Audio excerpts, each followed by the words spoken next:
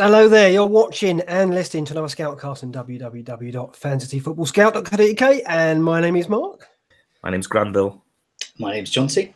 My name's Andy. And my name's Az. Good evening, gentlemen. Welcome to another Scoutcast listener. There's 5 of us tonight. Let's try and keep this under 2 hours, but we've got a lot to discuss. Some fascinating stuff, Jonty, tonight. It's going to be free hit tastic, Game Week 31 tastic. Any kind of tastic. What have we got? Let's go over what we got. We've got some kind of new twists on Game Week 31. We're going to find out how much taking a hit or free hit chip is actually worth, and whether it's worth doing, and the players that it's worth doing it for. There's not many of them. So we've got some new info on that. Best Game Week 30 transfers as well. So people taking like a 1 week punt maybe if they're going to free hit. Kane or bust for the captaincy this week, or is it a bit more complicated than that? FPL's bonus point system took a bit of a hammering over the weekend because of some very unusual recipients. Is it in need of an overhaul? We'll have a chat about that. And I'm also going to find out, if there's time, what we actually really think of the chips, whether they're enhancing FPL or actually not doing it any favours. Yeah, fair enough. Let's talk about our game mix first of all, because special occasion. Granville is now beating me. 66 points. Let's start at the top then with that in mind. I'm at the bottom, so it doesn't matter, but let's start at Granville. Let's start at the positive. 66 points, which I looked at the Mods and Cons League, and that was the second highest in that. So an outstanding game week, Granville. Tell us all about it. I think it's because I stuck with Son. And I have to admit, though, I've been looking at him for the last few weeks when he got dropped. Went out of form, got dropped. But then in the cup during the week, he scored a couple. I thought, there's no way I'm getting rid of him. He's gonna score at the weekend. And lo and behold, he scored a brace. So that's that was the biggest scorer, but also had a few others. Trent Alexander-Arnold as well. Your nemesis, Mark. Well, I can't. It's not his fault, was it? He just didn't produce. The 1 week I got him, he didn't do it. So he's done well in place. Yeah. No, I think the thing is with him, I think I mentioned it before, I stuck with him because he was so cheap and I could bench him. And I tried to start him. Gomez was starting, but I think he's played the last 4 or 5. Last four now. Yeah, and Gomez has played tonight, so I expect him to play again at the weekend. Yeah. I always thought that he'd eventually get the role because we said that when Van Dijk arrived, he could probably take a bit more liberties at right back because Trent Alexander-Arnold's not as good a defender as Gomez, but he's better going forward. Yeah, and with Van Dijk there, I guess he feels he can be a bit more liberal with the right back role, and that's turned out to be the case. Looks like he's going to get 5 starts in a row. Yeah. So he makes up my Liverpool contingent for this game game week 31. And I'm going to stick with him. If he doesn't play, but I expect him to. I think I do think he's first choice now. The things it wasn't perfect because, of course, a couple of weeks ago I got rid of Bernardo Silva, and now he's scored in 2 games running. The replacement for him was Sigurdsson, and Sigurdsson's done absolutely nothing. He missed a sitter at the weekend. I am concerned about him, but I got him really with game week 31 in mind, and I'm going to have to keep him on there. Yeah, I mean, it's unfortunate. I mean, you did well on Son. The thing is with Son, I guess it's the home form. And he got dropped at Palace, but we don't know if that was a rest or what that was. But he's only getting 70 minutes. Like, he's always first off. He's like the one matter of the Spurs. But he can do such damage. He had such a great game again at Wembley. I think it's 9 goals and 11, his last 11 starts. I love him. I mean, I always wanted to keep him, but I looked at the form and I, in the end, gave in, and he was part of the swap for Mane in the end. You do get that sinking feeling with him, though, because you know that he's going to go off after 70 or 75. If he hasn't done anything up to then, you're just thinking, please don't take it. Someone else get an injury. Something happened. Something happened, so Son has to stay on the pitch. He's not the only one, mind you, that gets subbed early. You often see Sterling getting subbed early. And Lingard, you've got 90 minutes, but then... Lingard. And Firmino's another one who often gets subbed early, 70 minutes. And he's normally about 80. He's all right these days. He's done a lot better, but earlier on in the season, he was getting hooked quite often. If he hadn't scored...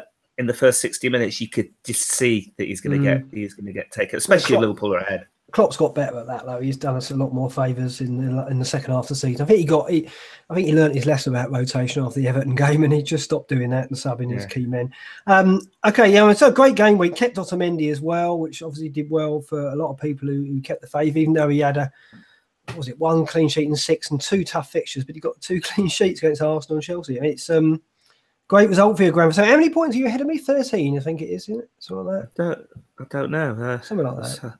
But it's the first time. I'm looking upwards now, not backwards. But I know, fair enough. But it's the first time you've been ahead of me in about 4 seasons. It is, and in the last few weeks, I've jumped ahead of you on, say, the Saturday or the Sunday, and then you've had Hazard, or you've got someone who's actually pulled you back up ahead of me. So this is the first time I've actually been ahead of you at the end of the game. Yeah, it's good. 16 points. Extra spice, extra incentive for me to get my act together. So it's good. I'm glad to see you doing so well, Granville. To be fair, after the wild card, you deserve to have a revival again, because that was again a fantastic wild card, and you did make the template, and now you've broken it, so it's fair enough. Next is Az59. Not bad, Az. I mean, I looked at it halfway through, and I thought you were going to struggle, but Mahrez came in for you at the dying embers of that game, didn't he? Honestly, in all my years of playing, I've never had an experience quite like it. Because I woke up on the Saturday and I had no idea what to do with the transfer. Like literally no idea. Were you not going to think of banking it? Or? Well, I was thinking of banking it, but then I really wanted an Arnautovic as well. And then I wasn't sure about Sterling, and I thought, well, I could move him on for someone, because I still thought with Bernardo Silva's form, and it was still a bit of a doubt. So I thought it probably made sense to move him out. I just couldn't decide on who to bring in for him. And I'm not exaggerating. It was 11:29. And I was sat there and I had no idea who to bring in. And it was going to be Arnautovic. And then I read something on Twitter, which was like, oh, West Ham have left some of their key players at home. And it was just from like someone with like 25 followers or something. And I was like, yeah, that's enough to put me off Arnautovic. So I just got in Mahrez, and I didn't even know if it had gone through, because I clicked the button and I had no idea. And it must have just gone through, because the clock hit 11:30. And then he scores in the 97th minute. It was amazing. It really was incredible. So that was quite a few points gained with that move. I was quite happy with that. It was a pretty good game week. Captain Salah got some clean sheets from Van Dijk and Bauer, who I played. Yeah, pretty happy. Mahrez came through. So the only I really thought, because this is definitely Lingard's last game for me. I've said it a few times, but this is definitely his last game for me. And I thought he might end with a flourish, but he got 90 minutes and then just did nothing. And it was a bit unfortunate. But he got 3 goals, but just wasn't to be. But not a swan song for Lingard there. No. I've caught up, I think, 7 points on Jonty now, so he's my target to beat. So I'm catching up. Game on. Let's go to Andy next. 55. Now you also have Mahrez, so that was a good move. Obviously, not quite so good move. Duffy on the bench. Oh, he came off the bench for you, didn't he? Who was it he came on for? Who was the auto sub? Was it Sterling? No, I had 3 players out this week, so I actually moved him to second on the bench, and then Francis had the clean sheet obviously to the 96th minute. So I was annoyed that I'd made that move. And then I had Mahrez, so he cancelled out the clean sheet, so I was happy, and I thought Duffy's definitely come on. So I had Ibe, Crouch, and Sterling all out. Right. So all 3 of my subs came on. So Duffy, that's why I got Duffy. So I was very happy with that. But don't worry, because you used your transfer incredibly wisely to bring in Leighton Baines. So we can't let this go. Tell us all about it. I mean, I saw the tweet, and I saw you screen grabbed him, and I was like, well, that's a bit odd. Well, he clearly hasn't brought Leighton Baines in. So why is he taking us? Oh, yeah, he has brought Leighton Baines in. Oh. Yeah, interesting. So what was it about? I mean, because there was talk that he was going to start, wasn't it? And there was 2 team lineups listed for Everton. One with him in. Yes, there was. One of them was wrong, and one of them wasn't. Yeah, where did that come from? So I was a bit like Az on Saturday morning. I had to make a transfer. I had Jones injured. I don't think Ibe was flagged before the game. But then because he played for the under-23s in midweek, and then was fine. And then obviously something must have happened. They kept it quiet. But I knew there was a chance he wasn't going to play anyway, because obviously Stanislas and King are back in. I had Crouch, who again probably wasn't going to start, and then Sterling as well, who I was also worried about. So I had to make a transfer. I couldn't not make one. So I was teeing up loads of them. I looked at Bauer and Mane in for Sterling and Jones. But anyway, what happened? I started looking at Everton defenders. Now, the first mistake I made was so there's a few mistakes. The first one was looking at Everton defenders. The second one was completely forgetting that I had Pickford. I just didn't even consider that, so I didn't even think that I was going to be doubling up, which is just stupid. Yeah, okay. Yeah, he's easy to forget Pickford, to be fair, at the moment. But, exactly. Yeah, he's not doing anything anyway. And so then I started looking at, because I obviously mentioned last week, I thought Arsenal could bounce back over these two fixtures. I started wanting to get Ramsey in, so it could have been a lot worse for Sterling. That would have let me get Coleman in. And then someone tweeted me who was at the game. He said, I've seen the social media pictures. Baines and Coleman are both playing. He said you can get Baines for free. And I started looking. I thought, yeah, I could get Baines for free instead of taking the hit to get Coleman if he's going to play. At this point, I'd already looked at transfermarket.ie and saw that Baines was 33 now. So I thought, is he going to come back in straight away? That sounds unlikely. So then I just made the transfer anyway. I thought I'll go back 10 years and hopefully get some points. And then obviously the team came out and he wasn't in there, and I was like, oh well, that's that. Hopefully he'll be okay for next week. Can I just say something? 2 words: nostalgia pick. Yeah, exactly. I've actually got that written in my notes. Yeah, it was a bit of a nostalgia pick. Hat-trick next week then. The funny thing is, the guy that tweeted me to say that he was in the team has now got me a team sheet from the game signed by Leighton Baines. So that's a good memento for. You're joking. Yeah, who is this ITK that you know? Well, I can't tell you. Tell you. Well, he's not ITK. He told me Baines. No, clearly not. No. But yeah, so it's a top signed team sheet by Coleman and Baines. So obviously I was looking at Coleman. He got an assist. Didn't go for him.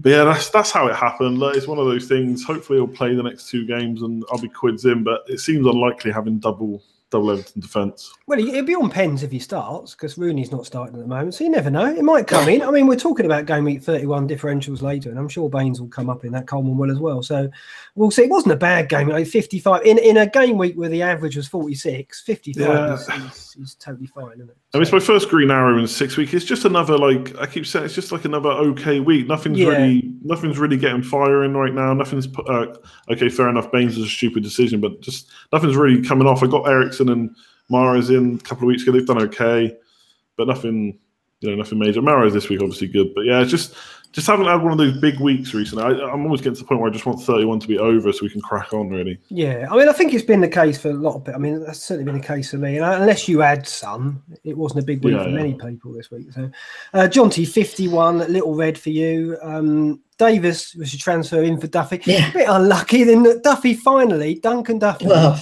nothing from a corner all season. What they've had 43 attempts between them from a corner.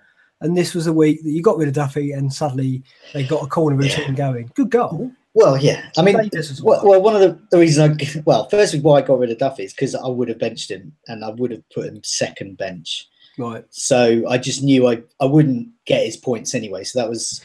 and he has, and as it turned out, they didn't keep that clean sheet, and they never will. I don't think. Maybe his goal will never come. He's an assist, so he's getting closer. But yeah, so I had a similar thoughts really to Az on Saturday morning, and I was really looking at a player to get in, and I knew I didn't want to get a blank game week player in. Because I felt I had enough. There weren't that too many I wanted, and there were none I wanted that had a particularly good fixture now. So I was thinking, if I saved my transfer, there's literally no one I want to get in this game week coming up. So I thought, actually, there's lots of players I want to get in now. And so I was looking at Leicester and Spurs, and I was thinking I want to get 2 good games out of them. And I was looking for a kind of high ceiling as well. And then I remembered Davis absolutely tore Huddersfield apart. He got 16 points last time. Goal and assist, wasn't it? I think? Yeah, and he's been racking up a few double-digit hauls. And I had a space really in defence. I had that money, and I thought, why not use that advantage? And it was great. So he got me that clean sheet.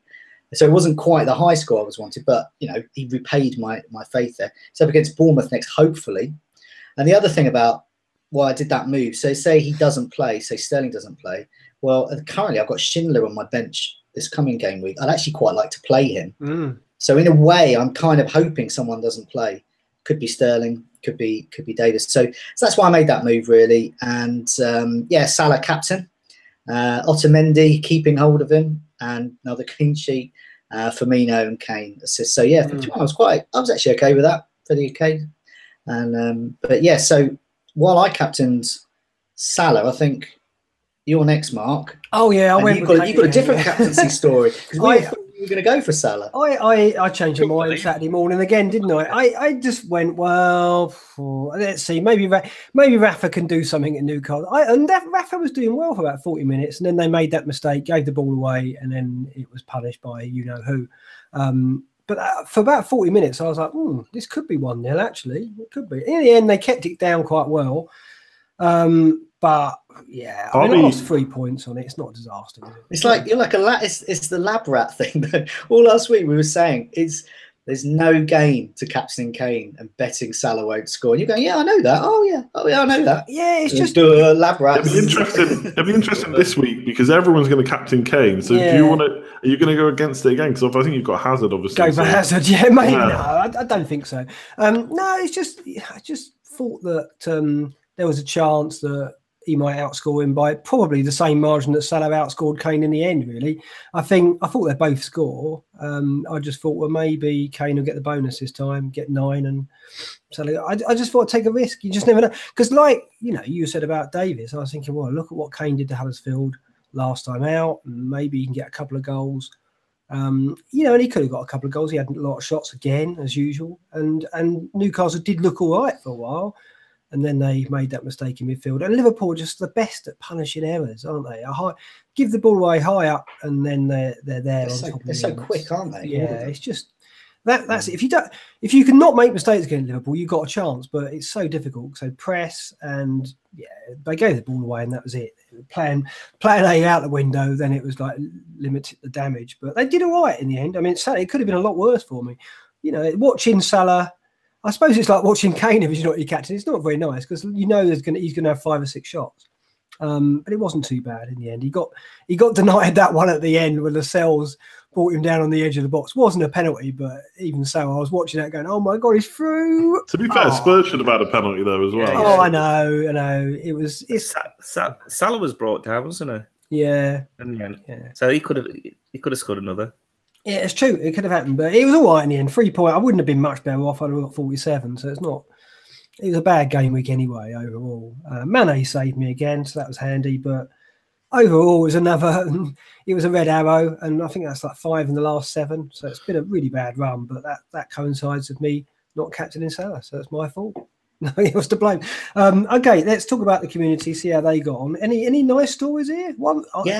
Dunk goal off the bench. Yeah, got a couple of smooths here. So Pierce 34, Jordan Ayew and Dunk points off the bench. So that's nice because Sterling and Ramsey didn't play. So Sterling, we thought he might not. Ramsey, that was a surprise. And still unsure. This is how he did a Saturday morning move. Didn't know who to do. A bit like me and Az. Who should we go for? He went for Deeney at the expense of Wilson. So he transferred out a game week 31 player for another one.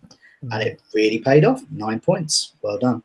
But yeah, we have quite a few more roughs though, actually. We had 2 just come on the live chat, actually. S. Shulton and Rooftop Rory admitted to both selling Son, which is not the good week to sell him.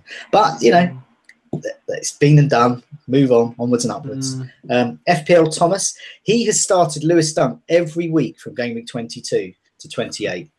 He finally benched him for game week 29. Yep.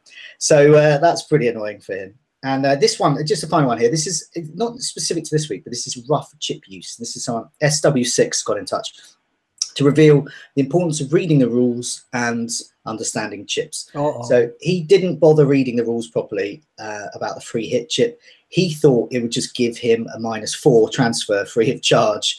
So he took out Pogba and Wilson for Atsu and Firmino. And then, so he was very shocked that when Pogba just reappeared back in his team again the following game week. He then wildcarded to rectify it. And that made it even worse. And he went from 45,000 to 107,000. So disastrous 2 chips there.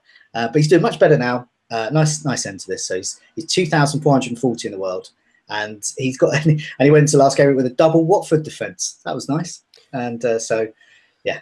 Well, he's doing that well with that kind of play.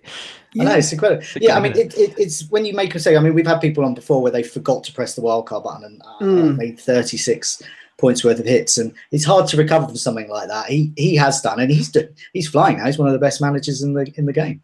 I think I'd rage quit. I think I'd just be table flipping and be all over. I wouldn't be able to pull myself together again. But he's done very well there. Mind you, we're getting into chip territory now, so he'll probably drop a little bit now, I'd have thought. But Watford defence done very well. One of about 2 defences have actually got some clean sheets recently.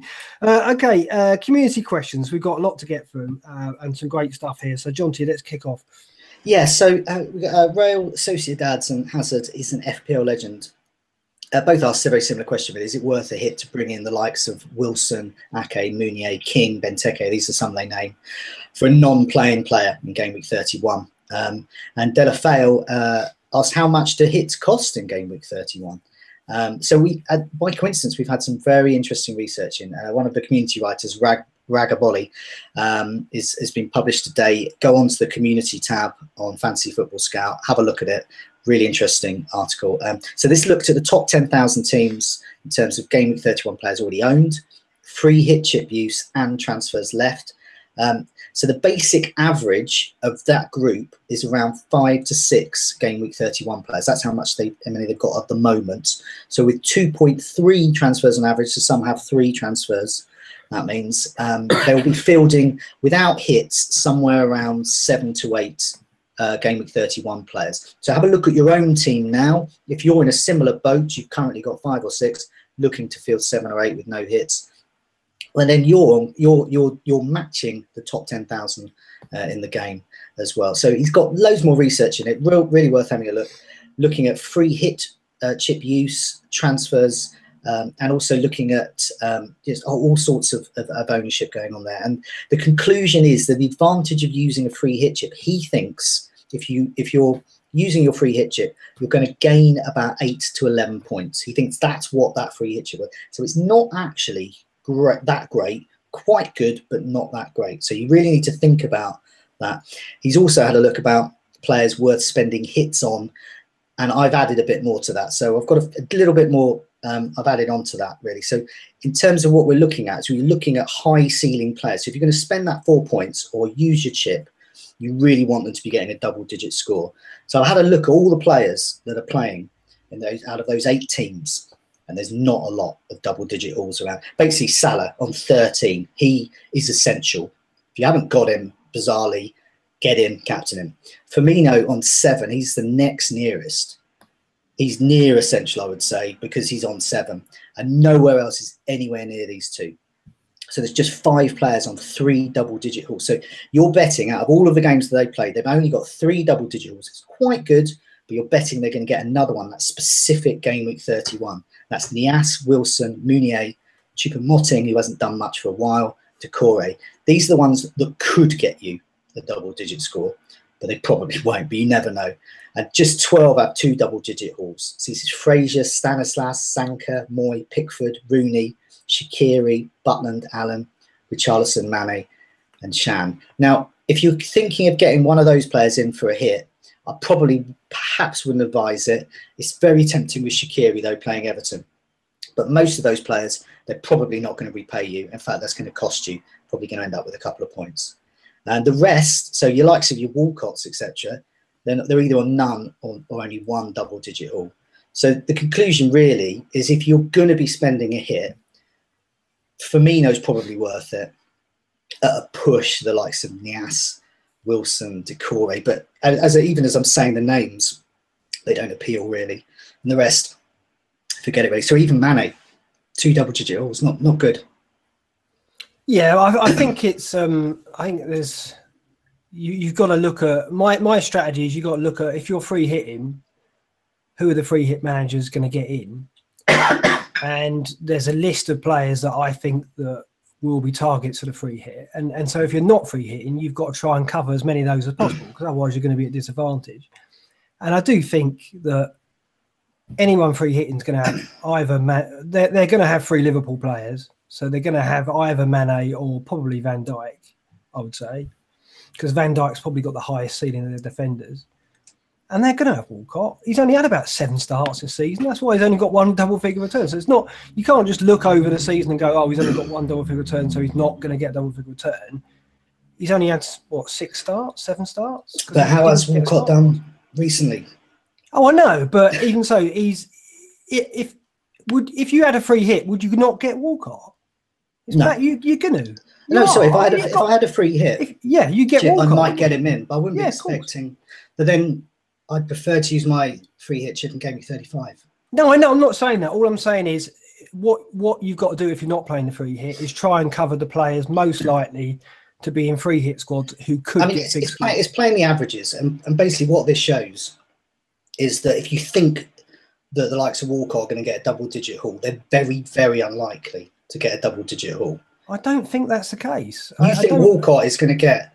No, I don't think. I don't think Stoke is going to get a double-digit. No, I obviously think it's any player getting a double-digit score is unlikely, but I think there are some players who are capable of doing it. Yes, exactly. Salah, Mane, Shaqiri, Walcott. I think Walcott's the most need to cover. Walcott's the most likely. That's what I mean. It's about playing the odds, and the odds are saying it's very, very unlikely. That's all it's saying. Yes, if you're a risk taker and you think that Walcott's going to get his second, is going to get a double-digit haul this week in game week 31, specifically away to Stoke, then yeah, go for that. But personally, for me, I don't think that's worth a 4-point hit. For free, maybe. No, not. If I was going to go for 2 transfers, I don't know. I didn't have Walcott. I really wanted to get him, but I wouldn't be spending points getting Walcott in. What happens if it's only for 2-point hit? For example. Yeah, we decided that it's a 2-point hit, haven't we? Because if you how much if you transfer it out for a player who's not going to play, then he would normally score 2 points, and that counts as a 2-point hit. Yeah, there are some other players. I mean, Wilson has had 3. Yeah. He's had 3. He's had a 17, a 12, and a 12. So he's more likely to. He's capable of home to West Brom as well. Yeah, exactly. Because you've got to look at the fixture as well. So say if Everton game was at home to West Brom, well then I'd think, okay, maybe that is worth it. But it is important to look at these double-digit hauls because the evidence shows, because what it's showing you is the odds of them actually getting a high score, because that's what we're looking for. It's a high ceiling. These are meant to be high ceiling players, and if we suddenly think Walcott's going to turn into a high ceiling player just because he's a member of one of 8 teams that are playing, we're kidding ourselves. No, we don't think that. What I'm saying is if you extrapolate Walcott's start, if he had 28 starts, he would have had 5 double-digit hauls. But a lot of these you're judging it on that number 7 of starts as well. Nias hasn't had that number of starts, and he's had 3 double-digit hauls. I know, but it's the dispute is that I don't think you can class Walcott as a player who's not likely to get double-figure score. He could do it against anyone, and he used to. But this goes back to the nostalgia pick argument. He's not a nostalgia pick. He's not a nostalgia pick. I don't think so. If you look at the stats since he came into the Everton team, in terms of shots in the box, only Salah and Mane have had more shots in the box than Walcott amongst midfielders. So the stats support the fact that he's getting lots of chances. I wouldn't go into game week 31 without Walcott without being worried. I would think he'd be one of the players. Wilson would be another who could possibly pull it off for the game week for the free hitters. Wilson's had. There's evidence to back up Wilson, but there isn't for Walcott. Well, I don't think that. I think there's other factors, like for 2 other players. He's away as well. He's away as well. Everton are pants away, basically. Yeah, no, I know the fixture's tough, but what I'm saying is, it's like there's a collection of players I think who are explosive enough to get double figures, and I would say Walcott is one of them. Shaqiri is another. Wilson is another, and it's just like. These are the ones that you might take a hit on just to reduce the risk. But that's it. But there's no evidence to back it up because Stoke are really good defensively. Everton are really poor away. Walcott is not racking up those double-digit hauls in the opportunities he's had, whereas Nias has. And so, therefore, there's nothing to really back up spending points on Walcott. If he was at home to West Brom and he had a kind of track record that Nias has, then I would say, but there isn't any evidence. So if we think that suddenly he's going to do that in one game week, game 31 away to Stoke, I just think the odds are really long on that happening. It could happen. But I do think, all I'm trying to say is, I do think if I was free hitting, he'd be one of the players that I would hope could deliver. And therefore, I think a lot of free hit squads will have Walcott. There'll be more having Walcott than Nias. Nias isn't going to play, is he? He's not even a starting lineup. So basically, there was about 7 or 8 players that are going to be absolutely nailed on for free hit squads, and Walcott is one of them. I can't see anyone not playing a free hit won't get Walcott. Because who else can you get amongst Everton? Sigurdsson, maybe? You've got to get 15 players. That doesn't mean that he's going to score well. Of course not. I'm just saying that my job as a non-free hit manager is to try and cover the players that the free hit managers have got and reduce the risk that one of them could come in. Now, obviously, fixture is against Walcott, so he's less likely than Wilson. I probably agree with that. But he's still one of those players I'm thinking, I just don't want to take the chance that he could be delivered. Like, I think Walcott is more likely than some other midfielders like Choupo-Moting or Stanislaus, but any of them could come in, of course. But I do think Walcott is in that he has enough chances where he could get a couple of goals. You just never know, and that I think he's a high risk player to go without. Shaqiri, the same thing. Obviously, Salah, Firmino, you can't go without them. Anyway, let's go back to it. I'm quite interested to know. I was quite surprised by the 5 or 6 per in the top 10,000, because what we got to think as well is that some of those managers will have Kenny, will have Nias, will have other players that Quanar, for example. There'll be quite a lot of Quanar owners as well.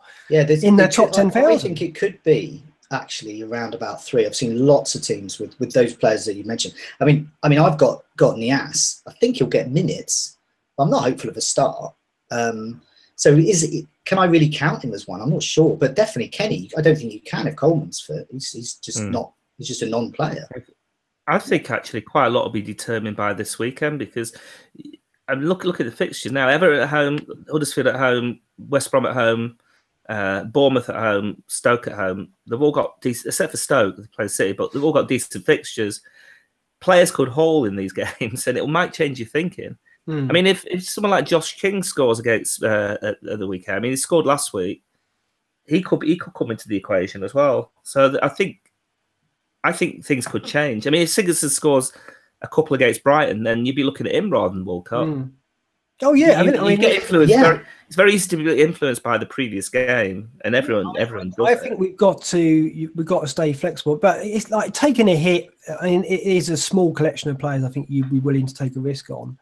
I don't plan to take any hits for game week 31, but I think people will be. I guess you're less inclined to do it on the defender.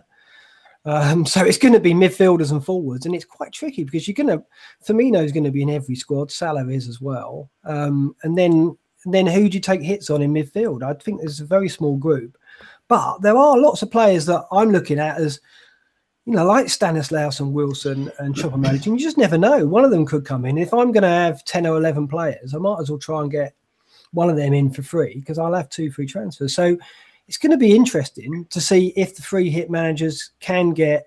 So they reckon it's 11-point advantage. I think that's quite low. I think it'd be more than that. No, I mean, he actually thinks he might have been over-egging it. I mean, it might not even be that much, just because so many in the top 10,000 have already got these 5 players, which we think may indeed have Kenny as well. And he's estimating that currently that those with the free hit chip, those without the free hit chip, who've already used their free hit chip, are actually worse off. They've actually got marginally less players, which he found odd, because he thought they should have been preparing. And because they're in the top 10,000, the assumption is that they kind of know what they're doing as well. So that was quite an odd one as well. But it is a tricky one. And the point to get across is the pool of players is really quite poor.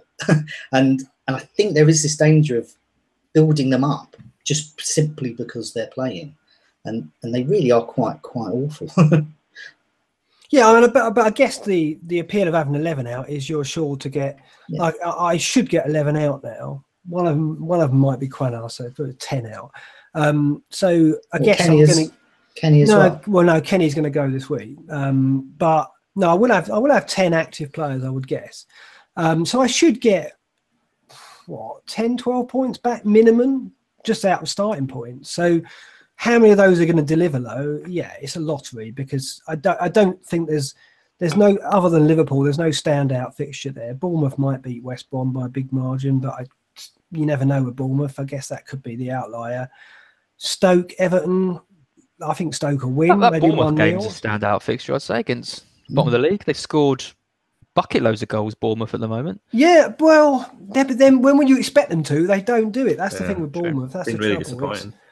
I will get a Bournemouth player in, I think, and it might well be Stanislas, because I just think his recent form is pretty good. And if you're going to take a risk on one of them, it might be him, because Wilson could have another dire game and be off after an hour again. It's very tough, and the study is absolutely fascinating. But I was really shocked to know that they only had 5 or 6 players.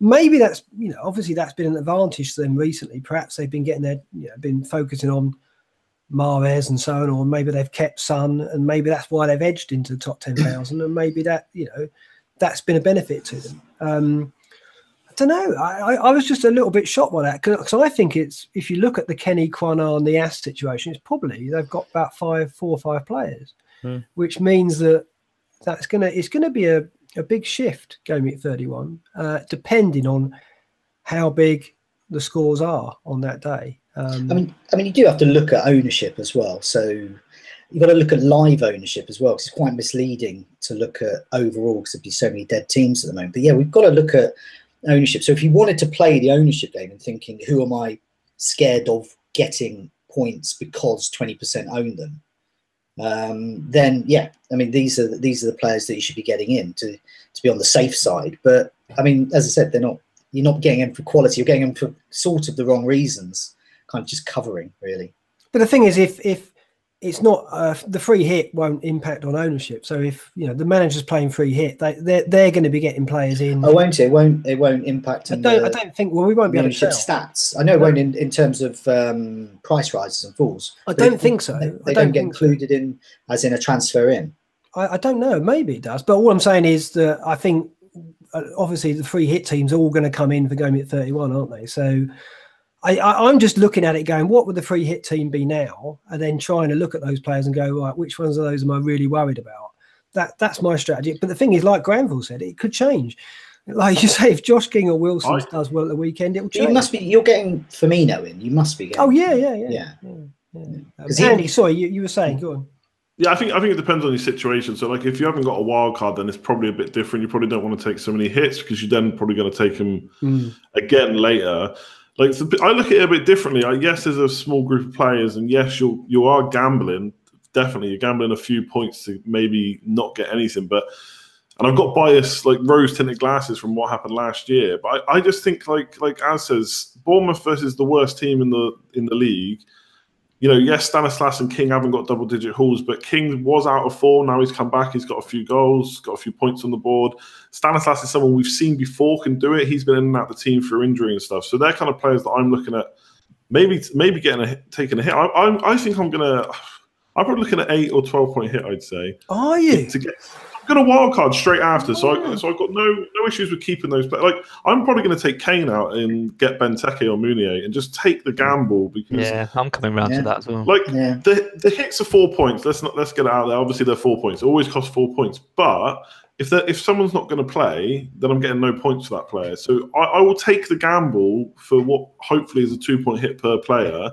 If I can get an extra 3 players in for what I see as 6 points. Now, obviously, that might not work out like that. Missed penalties, red cards, yellow cards, all comes into consideration. I think he's just got to land one of them. He's got to land one or two.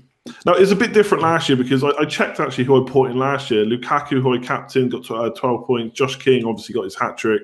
Coutinho and Mane blanked last year in their blank. And then I think Andy Carroll and Coleman I brought in. So very similar, actually, to how it's setting up this year.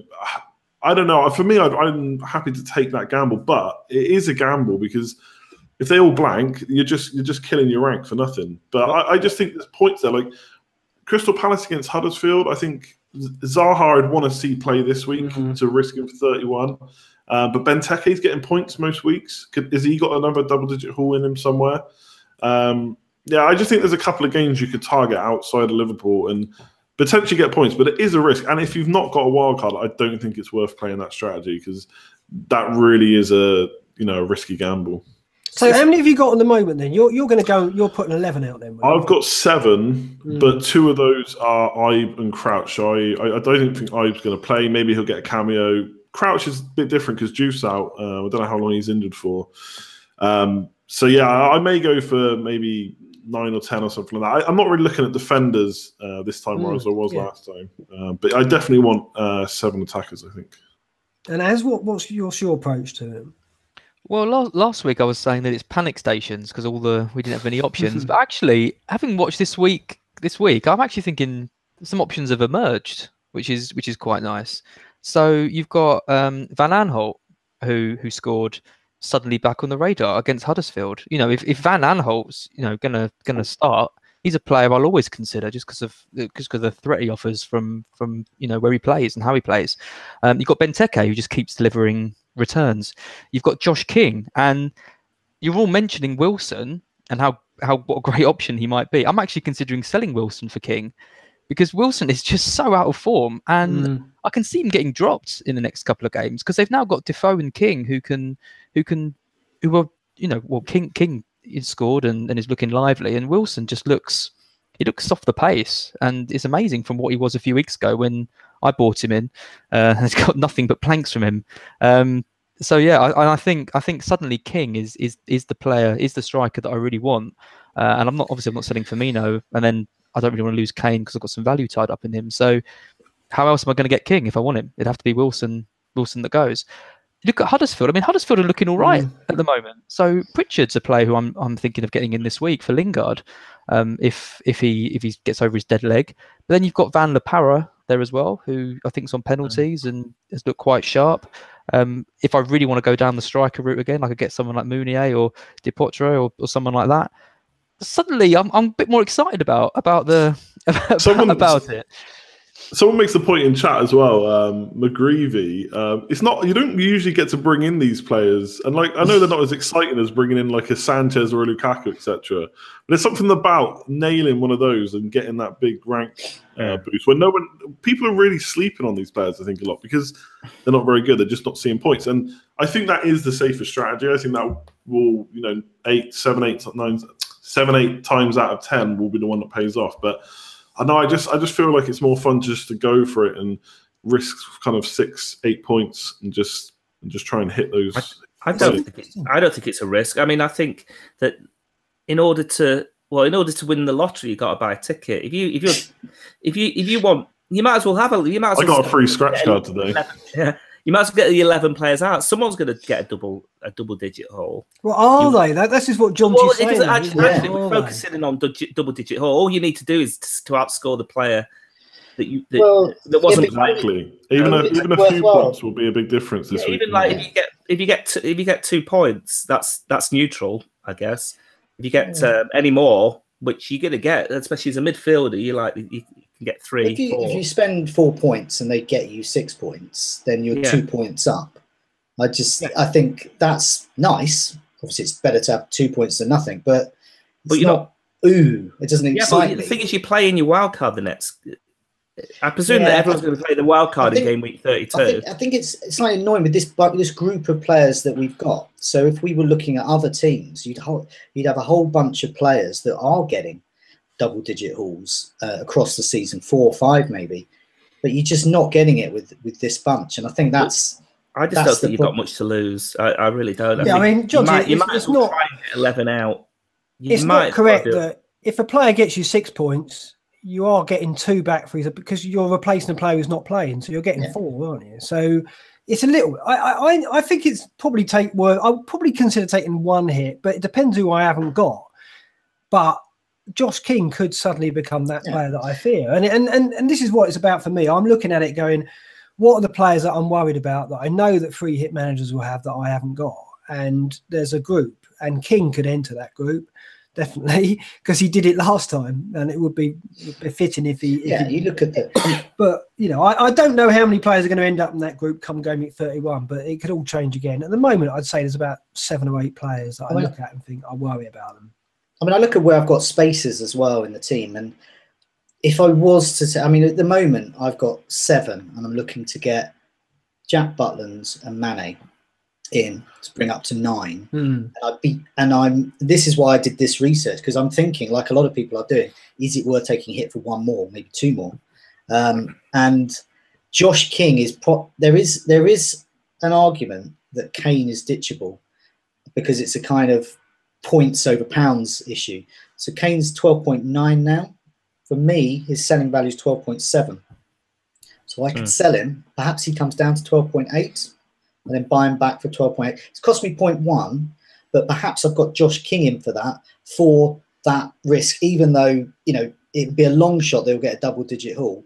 But if I was minded to take that risk, I would do that. And I think 0.1, 0.2, that's well worth spending on that. Because obviously Kane's not playing then, and I'm just getting back again the next week.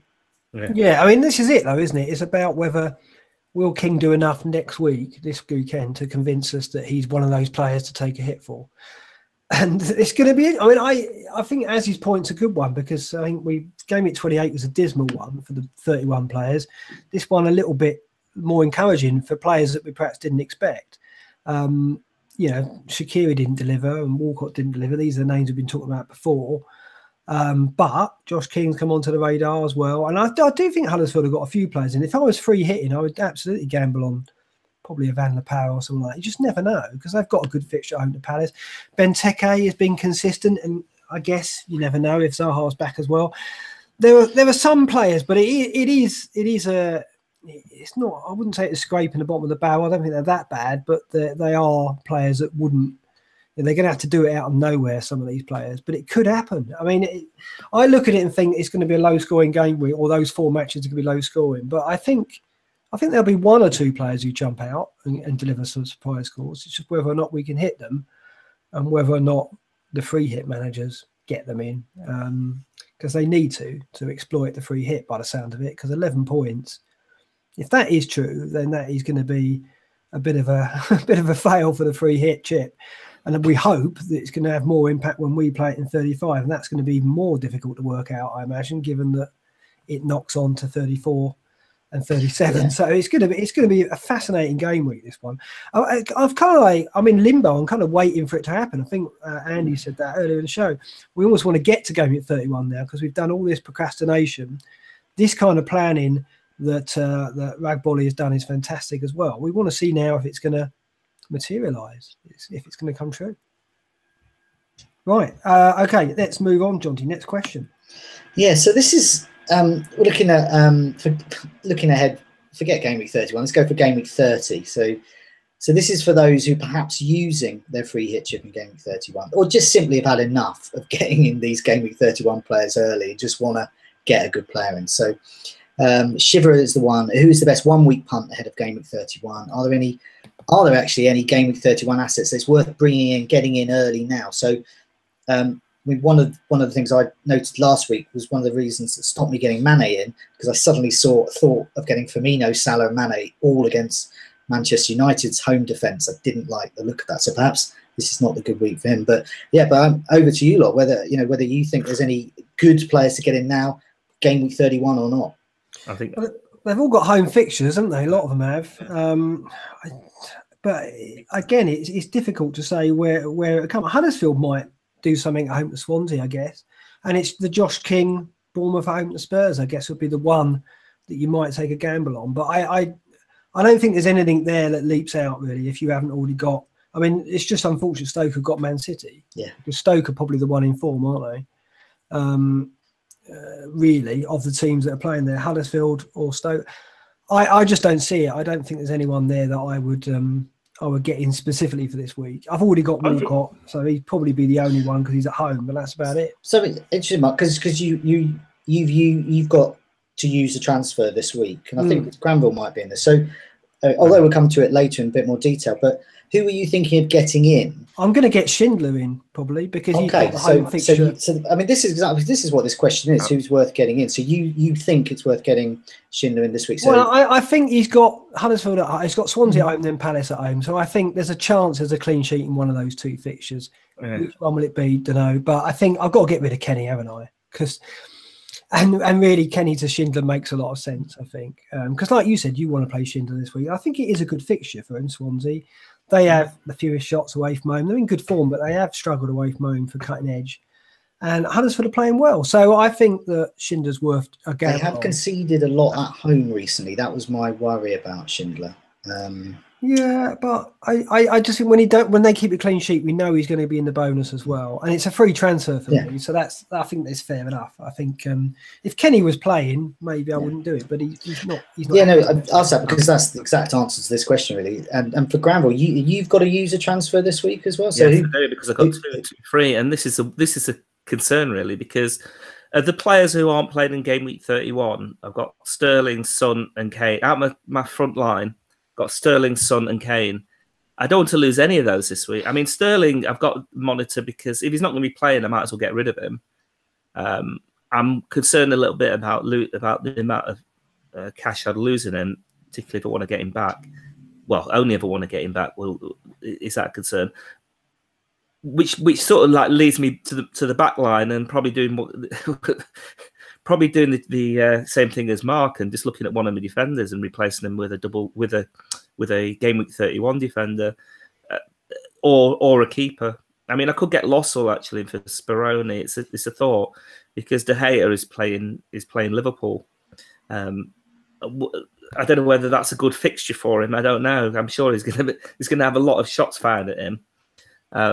So I'm not sure. I can't get rid of any of my front 8, so it will have to be a defender or a keeper. I think I know we just said Johnny just said how bad he is, but I think if you're going to bring in Walcott or Sigurdsson, then this week is not. If you're going to bring him in anyway in 31, then you can definitely bring him in this week, because they got Brighton at home. Obviously, Brighton did really well against Arsenal, so they may keep that up against poor Everton side. But I think those two you can look at.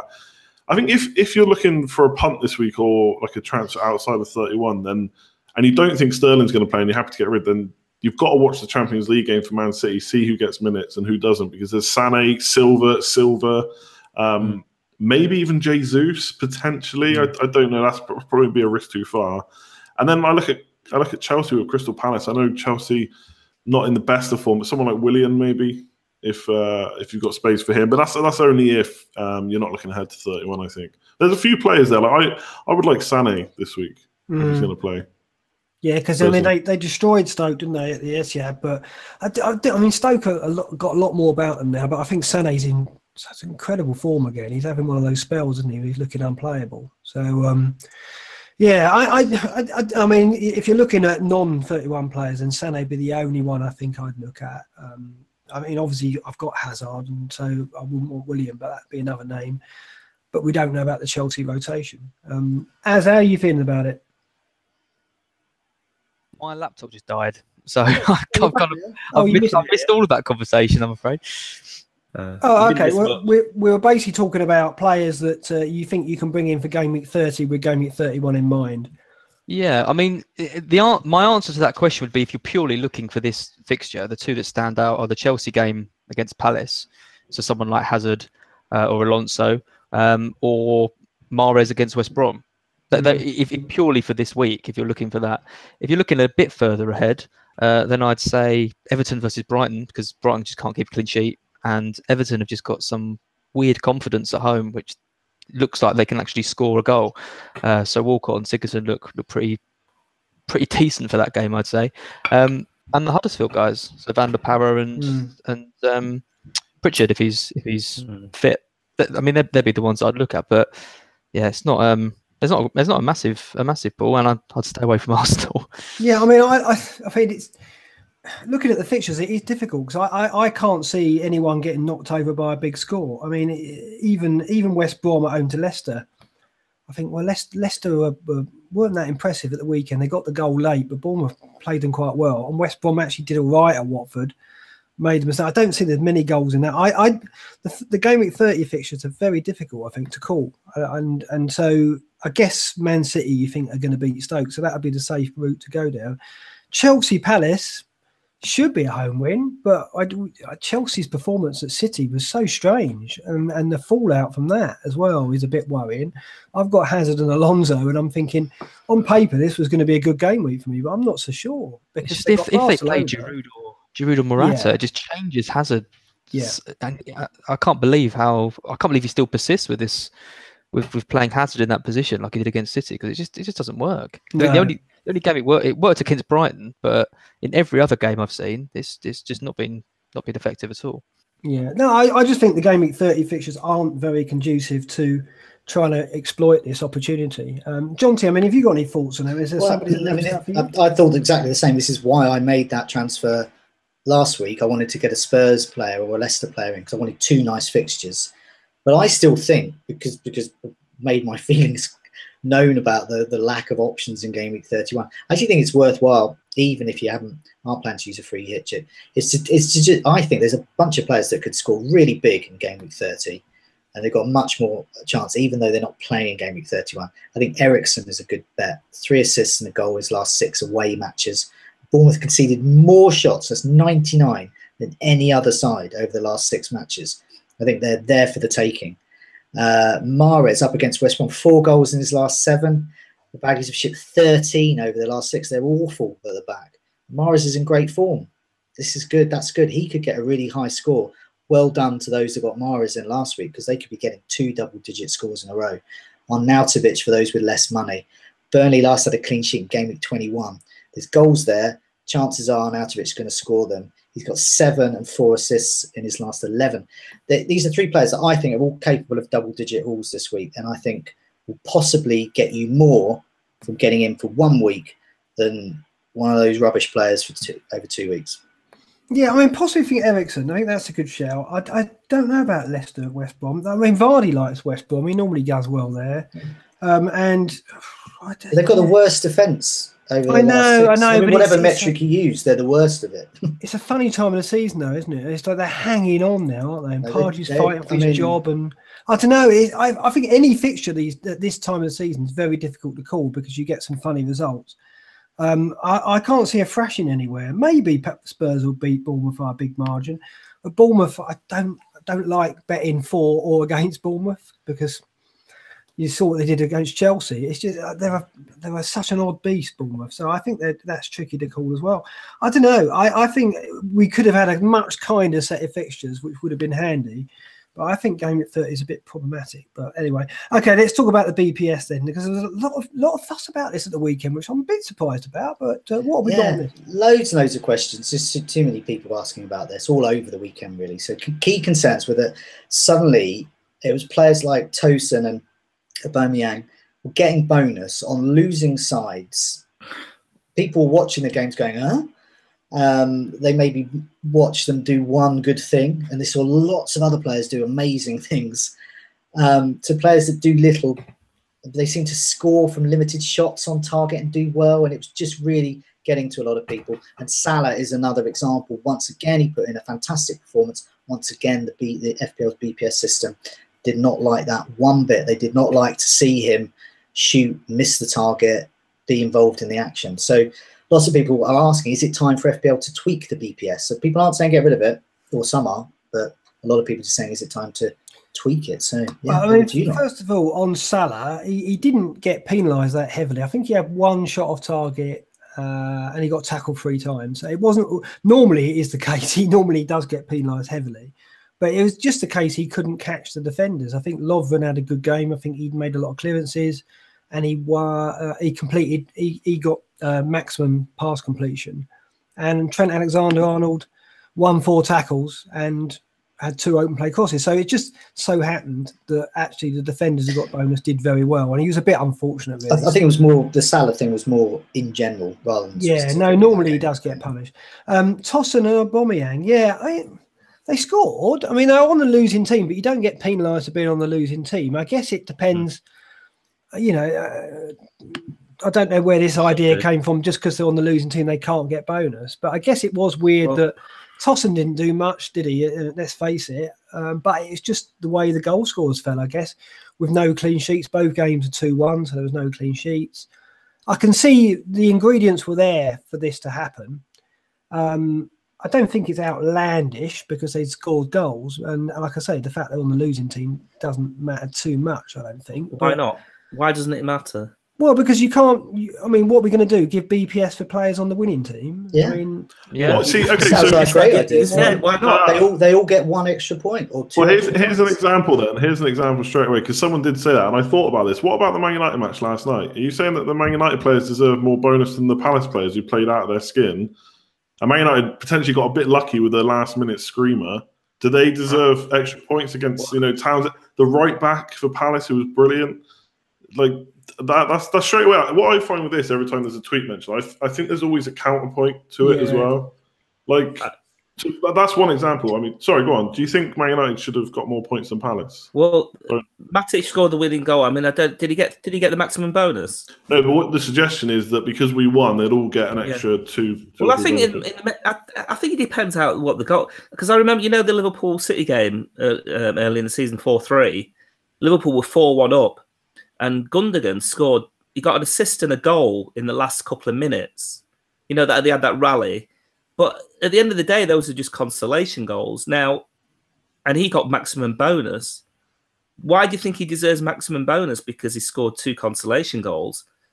There are ways of actually differentiating between the goals, because they do that anyway when you've got winning goals. If you get winning goals, you get 3 extra BPS. So it can be done. And the actual importance of the goal, I think, is relevant. It's certainly relevant for scoring winning goals, because they give you points for that now. So I don't know why they can't do that. But again, for the winning goal then, so let's say Kane scores the first goal, that's the winning goal in a 5-0 win. Like, they've battered the team anyway. That goal's no more important than the other 4. Like, I just feel like there's always a game. So you're right, Gundogan scoring 2 goals in a loss is just consolation goals. But how do you do that in a BPS system? Someone then has to look at it and decide whether they were consolation goals or not. If he's played out of his skin, does he not deserve a bit of credit for that? Well, he didn't get the credit for playing out of his skin. He got the credit for scoring a goal and an assist. It's the same thing for Butland. So he gets an own goal. People weren't happy that he gets bonus points. But what if a defender kicks it against the goalkeeper and it goes in? He could no way to stop it. Should he then get punished because he made 12 saves in the game?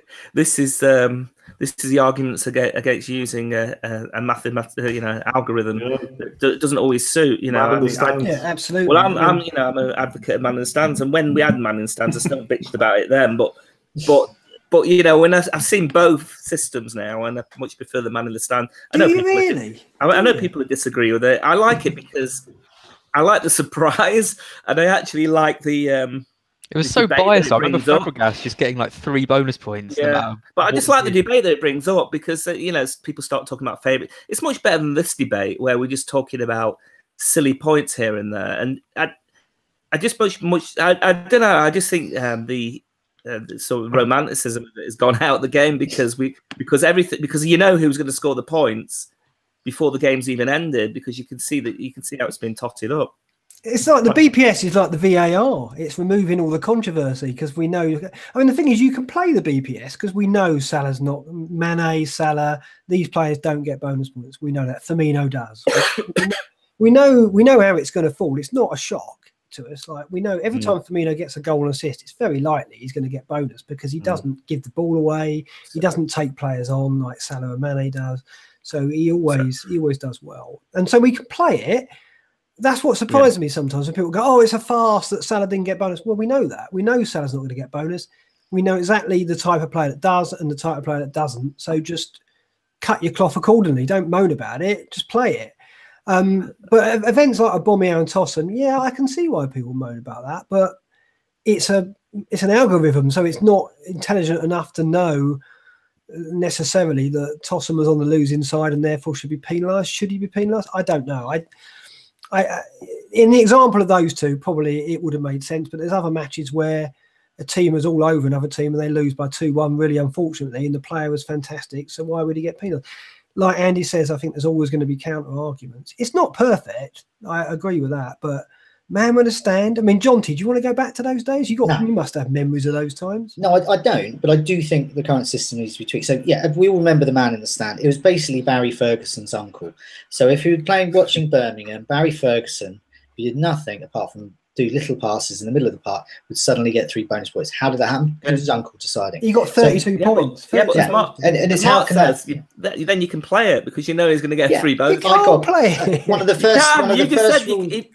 If you know who's going to get the bonus points, then you play it. Yeah, but the pure evil of Barry Ferguson didn't reveal itself till about halfway through the season. Halfway through the season, I got Barry Ferguson in. One of the first rules of Fantasy Premier League around December was get Barry Ferguson in. He costs 4.5 and he's getting 6 points every week just for showing up.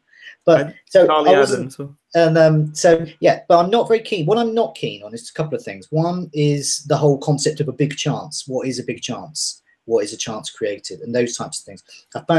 I think what they've got at the BPS is a very objective system, but the description of a big chance is quite a subjective thing. So a big chance made, a big chance missed. I think there's an element of subjectivity there, and I'd quite like to see that removed. The other things is the negatives I don't like. So, for example, you say, yes, we could play the system. Yes, we can play the system. So if someone basically has 2 shots, they're on target, and they score with one of them, they're likely to get bonus more than Salah, who takes 10 shots, scores 2 goals, but all the rest are off target, and he keeps getting dispossessed.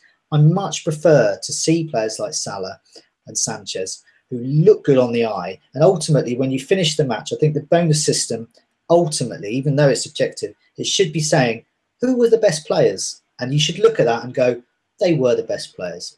Whether on the winning side, losing side, whatever. You just want to have a look at them and say, that is the best players. So things like being tackled, -1. Well, I don't see that as a negative. I see that as a player really going for it. They keep getting tackled. So I don't think they should be penalised so much for that. Shots off target, I don't like this, -1 for a shot off target. Because if they're making shots on target, and then they suddenly get those points taken off for having more shots off target, they're having a go. And these are the players you want to get in. And ultimately, the bonus point system is meant to tell you who's a good player. And it's meant to give you a guide, really, as well, for future transfers. Who should I get in? And I just don't think it's quite right. I just wanted to add one final thing. Sky has a completely different bonus system. And one of their things is it really rewards defensive midfielders and defenders, some of those actions that they do as well. And I quite like that as well. So, for example, top of the Sky bonus is Otamendi at the moment, because he does a lot. He's got really good at passing the ball. He's really good at tackling, these types of things. And you've got players like Fernandinho, who's fantastic. You've got players like Kante, who arguably is one of Chelsea's best players, but he never gets recognised in anything. I'd quite like to see a bonus point system recognise them. I know that's a slightly different issue around defensive midfielders getting recognised, but because there is a big pool of players that we're just not interested in FPL, even if they're really good.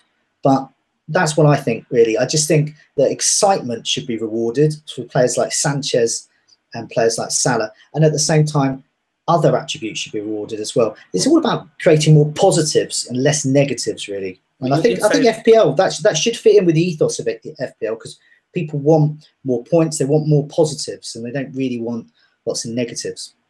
You said that you want exciting football to be credited, but you also said you want boring football to be credited. No, as but well. it's not boring. I'm not saying boring, but I mean, if you're a good defensive midfielder, I want the best play to be credited. And so do I. And if you watch a game and you've got,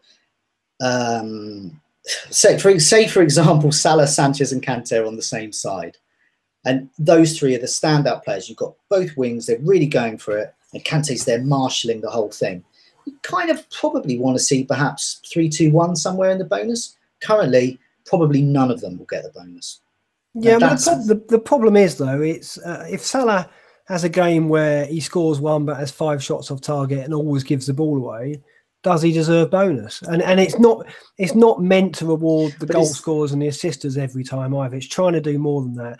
But I do agree. I think that's the being tackled thing is far too strong. I think it should be. I think it should maybe halved, maybe 50% of what it is. It's turning something objective into something subjective. So the BPS is saying it's bad that they get dispossessed.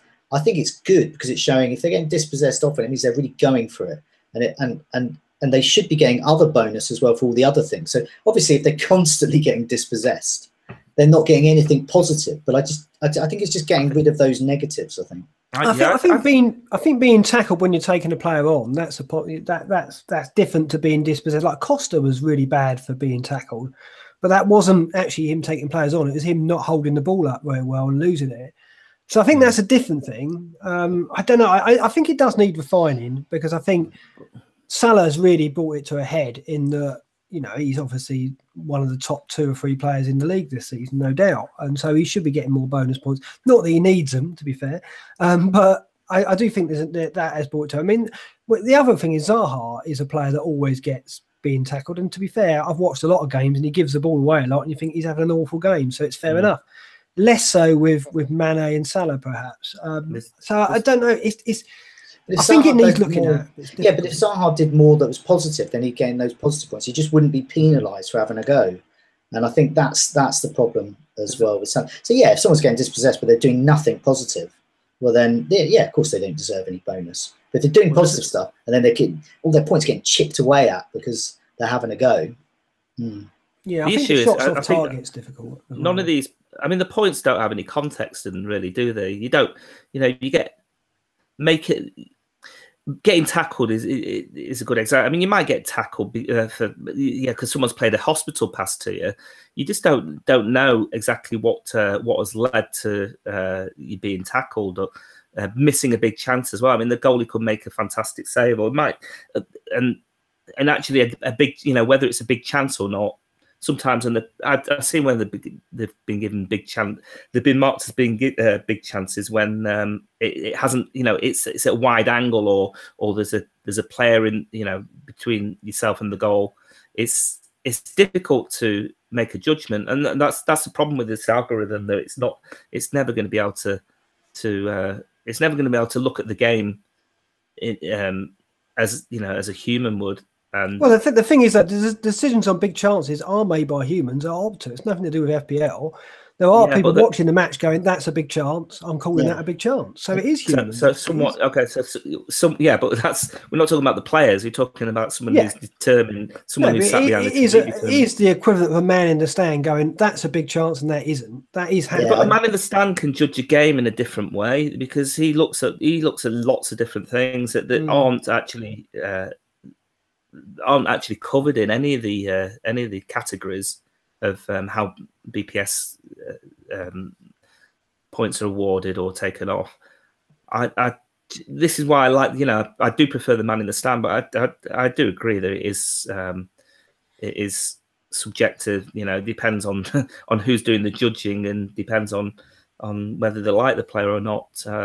It should be more than that. I actually think. I mean, I don't really like the amount of times that I've talked about the bonus points, and I just don't like them. And I much prefer. I think they should just give a man of the match, whatever the Sky man of the match is. Oh no, that's even worse than man in the stand. I think the commentators. That's because if now Quinn, if now Quinn's doing it, then he's just going to be giving it to his favourite City player. But also other things come into it. So if a player's got a debut and they score on their debut, even if they've been awful the rest of the game, and they would probably get that man of the match. So it just becomes too subjective. But then you've got to play it in a different way. But you're playing on things that aren't objective. I just think if they've got an objective system, make it properly objective and really positive. And that whole big chance, as we just discussed there, the big chance thing, I think just get rid of that. There's no place for that in the bonus point system. I also don't think they should give so many points for scoring and for assisting, because you're getting big points for those anyway. If it's genuine, the defensive players and have them impact the game. There needs to be transfer. People need to be getting players in. We should have the choice of all the players in the game, but we can't really have defensive midfielders. And I've been talking about this for 10 years. They never come to the equation. I think though the solution to that is we need to change the positions there. It needs to be we always need two midfield positions, attacking midfielders and midfielders. And I've put that forward lots of times, and I don't think it's ever going to happen, but I think that's the only solution. It's a bit like I wouldn't want that. I don't think. Well, I think the way tactics have evolved now with players like Firmino, who's not a striker, who's not a midfielder. I think there's so many players that fit that bracket that it would be quite interesting if a game did try that. No one's done it yet. Well, lots of games. Say, for example, Dugout, for example, the draft game, and I don't know if others do this as well. I'm sure perhaps they do. You have a player in, for example, Rooney. And you've got a choice of playing him in midfield or forward position. And that choice is important because if he's a forward, he gets more for scoring a goal than as a midfielder. And as a midfielder, he gets more for getting an assist. So you have to pick. So someone like Firmino, if you think he's going to have a bit more of a withdrawn role, you could play him as a midfielder. And if you think he's going to be the guy who's going to score the goals, as he does a lot away actually, then put him as a forward. That's quite interesting. But I don't know. That could overcomplicate it in FPL. The thing about, say, a draft site like like dugout. That's a slightly more nuanced. And I think FPL, because it appeals to 5-6 million people, got to keep it simple. And the bonus point system, a lot of the managers don't know anything. What we're talking about here is highly detailed, specialized stuff about FPL that the vast majority of people who play FPL haven't got a clue about and don't want to know. And to be honest, good on them. Yeah, but I think they do want to know when their player doesn't get bonus points. That's when they go, "Oh, this is rubbish," and that's the frustrating thing, because you're trying to explain why that is the case, but they're not really interested in the detail of it. Maybe they just want to know, well, he played really well, so he should get bonus points. In simple terms, that's what it should be, perhaps, but it doesn't work out like that, does it? I just think, it should be. Well, keep repeating myself. Positives should get rewarded.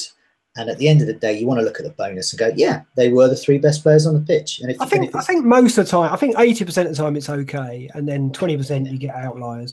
As you've kept very quiet on this, you've got no views on the bonuses. Surely you're going to get angry about it, aren't you? I've got quiet, but mainly just because I'll just be echoing what I think Jonty's saying. I just hate the players are punished for doing things, and a lot of the time, I see like one of my players get subbed off, and actually, it's benefiting him being subbed off, because you see all the other players coming down in the bonus, and you just think, what is going on with that? I mean, the biggest farce I think of the BPS system this year has been when Rob Elliott got a bonus point for not making a save.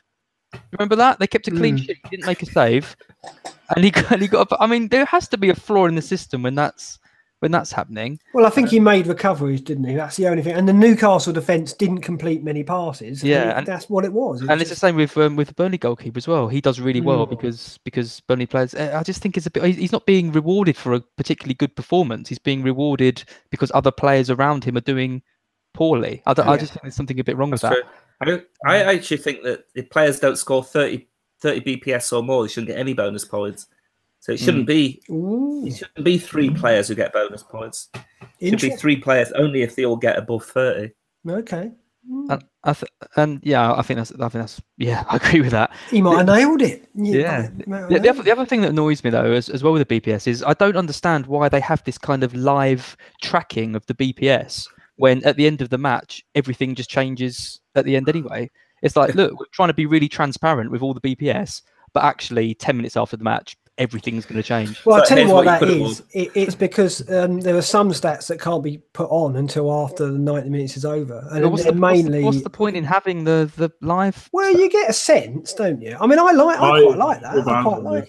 I quite looking at that and going, oh, at the moment I've got 2 bonus points. It annoys me when I lose. And they're often, tellingly, they're often quite negative ones as well. So you'll see, you go, oh, look, my player's the 3 bonus points. Kane, oh, look, he's like, oh, wait a minute, he's completely dropped out because he shot off target. And they've added in all those negative ones as well. So that's an argument for getting rid of a lot of those negative things. True. No, it's fair enough. It was all interesting stuff. I mean, we've had this discussion a lot of times about the bonus points. Let's end on another thing that we're going to talk about the game, and let's end on the chips discussion. Yeah.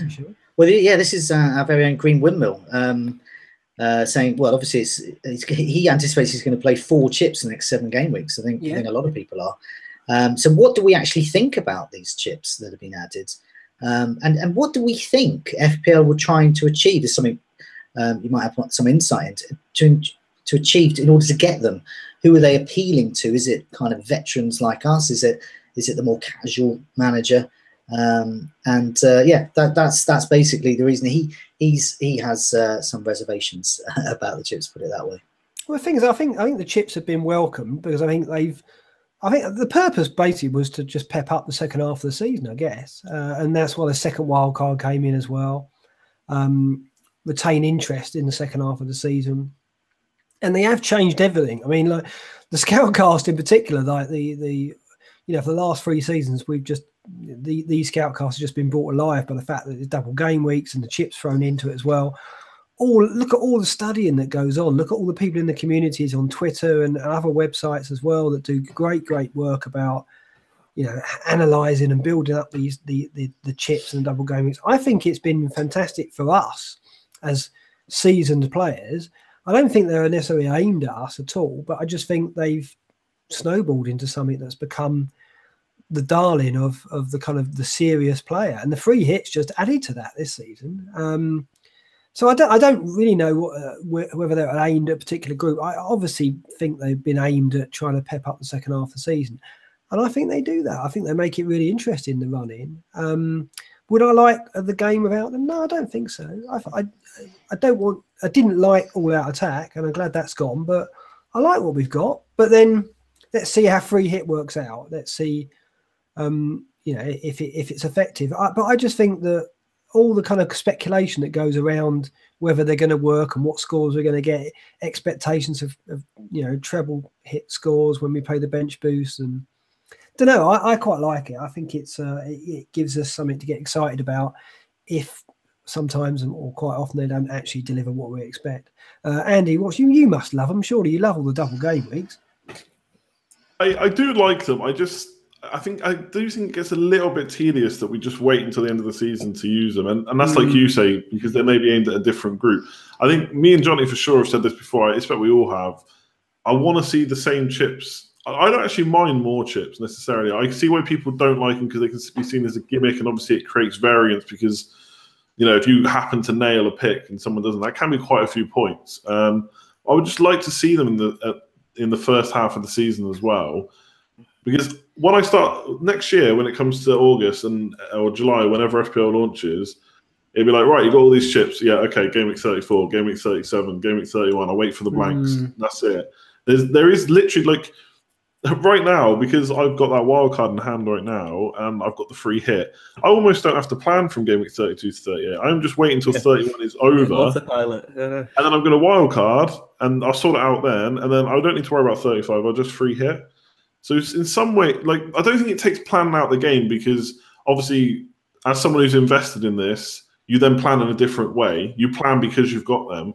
But I'd like to see them in the first half of the season. I just want to have a discussion. Like you say, like the Scoutcast comes alive. Why can't we have that in the first half of the season? No. Aguero's got Stoke at home this week. Are you going to use it? Well, Kane's got Huddersfield at home in a couple of weeks. Who's in form right now? Should you delay it? When's Europe come in, etc. There's a lot to talk about.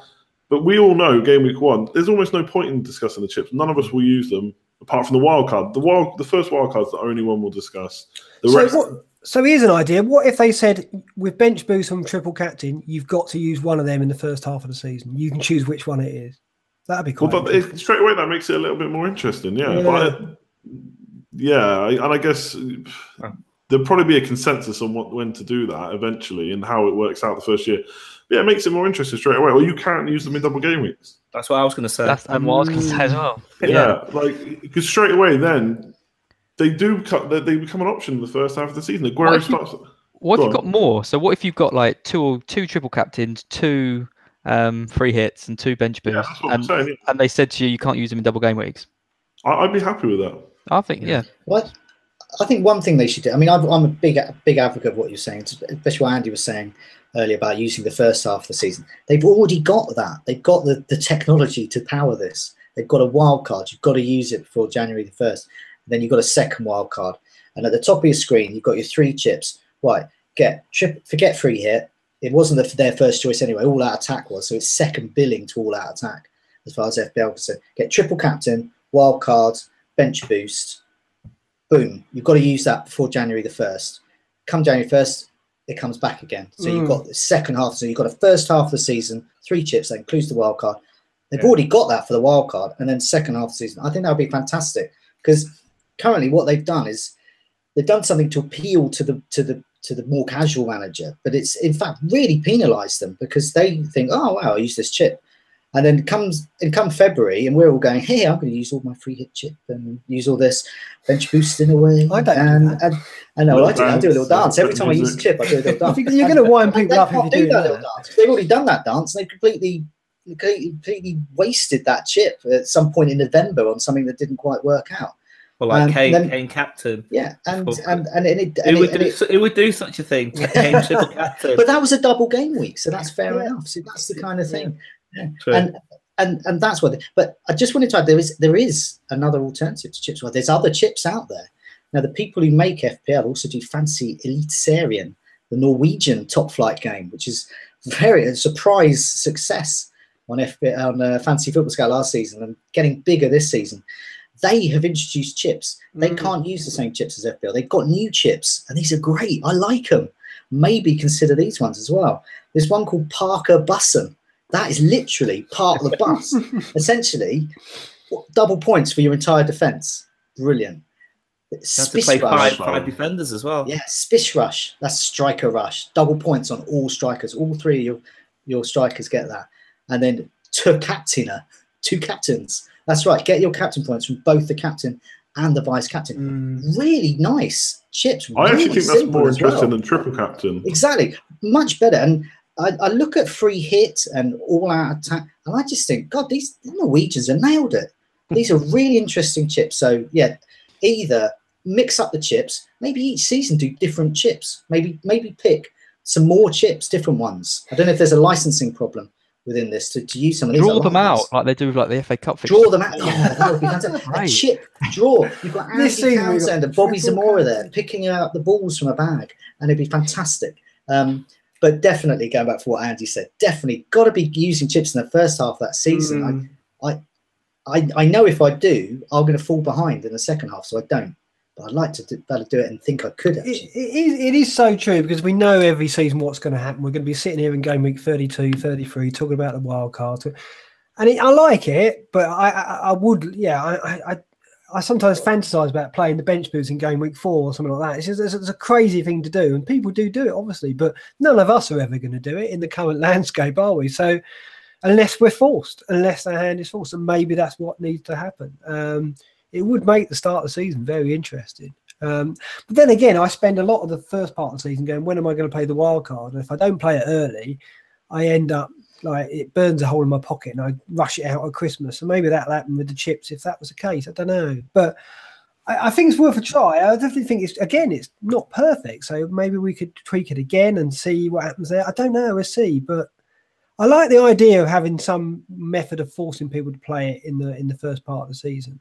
I wasn't aware of those Norwegian chips. I think it just provides a variety of play, and it at the minute we're all going to end up with pretty much the same players, aren't we? We're going to have similar teams for game week 31. We're going to wild card with similar players, and from now to the end of the season, there's not going to be much scope really to make up points. I think where we are now is pretty much where we're going to. Yeah. Maybe we'll move up a little bit, but in that say 20,000, most people are going to be playing the same tactics. Yeah, I mean, Granville's nailed it. I mean, we've already discussed our differences during this Scoutcast. It basically boils down to some are getting Walcott and some won't. Whereas getting like these chips at the beginning of the season, triple captain on a single game week somewhere before January the 1st, now that really livens it up, I think. Yeah, I mean, I still think the chips this season we've got to think that not everybody above us has got all the chips running, and so there'll be a little bit of movement. But like you say, it does become like lots of the wildcard teams are going to look the same, I would have thought. And yeah, I don't know. We'll see. I do think that, again, it's something worth looking at. And those Norwegian chips sound fun at least. But I'm quite happy with the chips we've got. But I think it's the timing which maybe could be tweaked, definitely. It would be nice to try and have to think about one of them in the first half of the season. That would be very Use your influence, Mark. Oh, I'll see what I can do. I don't have any influence on when the chips are going to get played, that's for sure. Okay, next game week, let's look at the weekend preview. We talked about game week 30. I personally not looking forward to this one. I don't think it's that great, but we'll do our best to try and spot the points. Jonty is a bit more optimistic about it, so I'll go to him first. Clean sheets, first of all. Okay. I think it is. There are a lot of games that are tough to call. I think Huddersfield Swansea has all the hallmarks of a clean sheet, but I'm actually going to go for a Swansea clean sheet. Yeah, the other way, yeah. Because I actually don't think Huddersfield are that good at home at the moment. And Swansea have a knack of pulling out these surprise clean sheets when you least expect them. Fair enough. And Andy, clean sheet, is there even 4 here? I don't know. It's not 5, I don't think, but go on. Yeah, a small part of me wants to bring in Coleman and just triple on Everton's defence and just hope for the best. I don't know. Yeah, I think it's tough this week. I know Stoke have been doing better recently, but Man City, so I'll just take them. Yeah, even away from home. And as I think Southampton are in real trouble this year. I think they could easily go down. So I'll back Newcastle to keep a clean sheet, because I think Newcastle are going to be all right, and I think it's going to be between Stoke, Palace, Southampton to join West Brom. That'd be my picks. So I think Southampton are going to struggle, and Newcastle to keep a clean sheet. And Granville, is there another one? I was going to go for that one now. It's tricky. I think I don't fancy West Brom. I think maybe West Ham will keep one at home to Burnley. I'm not convinced, but I can't really see anything else. But they haven't got a defence though, West Ham at the moment. No one's gone Chelsea and at home to Palace. Don't think that's going to be a clean sheet. No. Well, I'll have that one then. I think that's a good chance. But I think it's a difficult game week to call this one. I really do, which is unfortunate because we want a nice solid one to lead us in the game at 31. Quite a lot of goals this weekend. I don't know. I don't know. I look at all these fixtures and think they could go. A lot of them could go either way. Of course, we've got the United Liverpool one, which is difficult to call anyway. I'll go Chelsea. I mean, Spurs at Bournemouth is another one. They're very good defensively at the moment, Spurs. So that could be another one. So all the relegation teams are playing each other. Yeah, and they can bring out some really interesting results. Fancy on and risks then. Let's go to Andy first on this one. Who have you got? I'm going to go for Goodmanson Burnley. I know they're away, which is a bit dodgy, but West Ham conceded a couple, I think at least, set-piece goals. Looked pretty poor. He's on set pieces. And he's also, I think, over the last 4 game weeks, had 7 shots inside the box, which is only behind Sanchez, Mane and Salah. So he's doing all right. It's actually the second time I've picked him. Didn't work out so well the first time, but on corners and stuff. So, yeah, Goodmanson is my pick. And Az, have you got one? Yeah, so I'm going to go for a Huddersfield player who I'm going to be bringing in a Huddersfield mid definitely this week for Lingard. I want Pritchard, but he's got a dead leg. Poor soul. So I'm going to wait for the press conference with him. So I'll go for Van La Parra as my risk. I mentioned him earlier. He's on penalties and he's looked quite lively. And Huddersfield, do have the potential to score a couple of goals as they did against Bournemouth. Swansea leak, goals every now and then. So yeah, I'll go for him.